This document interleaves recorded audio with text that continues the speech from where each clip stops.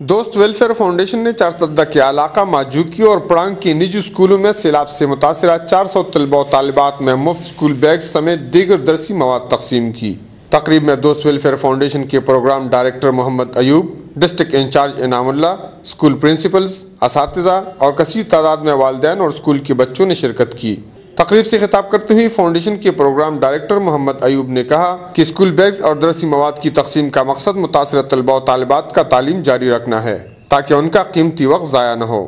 انہوں نے کہا کہ فاؤنڈیشن بنیادی طور پر صحت، بچوں کے مسائل، قیدیوں کی خدمت اور نشے کے عادی افراد کے علاج کے حوالے سے کام کرتی ہے۔ انہوں نے اسکول کے عملہ کو بچوں کے لیے بہتر نظام تعلیم پر خراج تحسین پیش کیا۔ ڈسٹرکٹ انچارج انعام اللہ نے کہا کہ سیلاب سے لے کر اب تک فاؤنڈیشن نے متاثرین کی مسلسل مدد کی ہے۔ انہوں نے طلباء و طالبات کے ساتھ مزید امداد کی بھی یقین دہانی کرائی۔ شاہین پبلک اسکول اور نظامیہ پبلک اسکول کے پرنسپلز نے بچوں کے ساتھ درسی مواد کی امداد پر دوست ویلفیئر فاؤنڈیشن کا شکریہ ادا کیا۔ کفایت اللہ، اے نیوز، چارسدہ۔